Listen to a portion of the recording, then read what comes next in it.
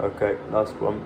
Now we're going to look at the repairing stage essentially, and how we get rid of this clot after we've healed, because we don't want that forever. And sometimes a clot might be so big that it fills the whole vessel, so we don't want that, we want to get rid of it. So we'll start off with the sort of our clot reformation and sort of contraction. So there's three things here that happen. So you've got platelet contraction. So our platelets, they start to contract. They have contractile proteins, myosin and actin, and they start to contract.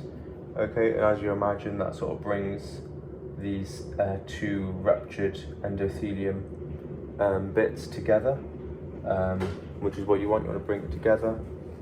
So that's that. We then got two chemicals like produced by this platelet sort of bundle, this clot. So we've got platelet-derived growth factor, PDGF, and that goes to our tunica media and some of our subendothelium. So what this does is it goes to that and it tells it to repair itself basically.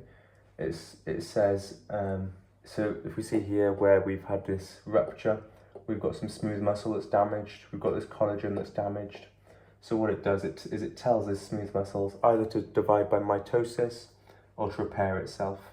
So connective tissue, it'll tell it to repair and continue the strand, which makes sense.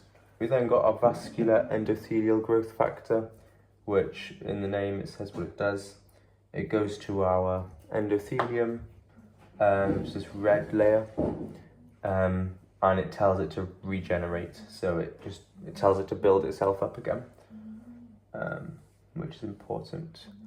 Okay, and then we're going on to our fibrinolysis. So that's the cutting down of our fibrin, which will allow for this clot to sort of disintegrate and go away. So we've got this receptor thing, it's called tissue plasminogen activator. So what this does is it activates plasminogen, includes in the name. So our plasminogen, it goes into this activator, it gets activated and turns into plasmin. So if you imagine plasmin like this little Pac-Man thing that eats all the fibrin away and gets rid of it.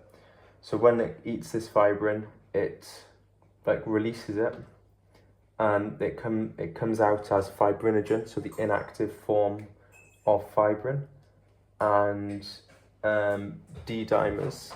Okay, not really sure what a D-dimer is, very chemistry-ish, but basically we test for that. If someone's had a clot, we test for that, and that tells us they've had a clot. Thank you. I think that's as much as I need to know about a D-dimer.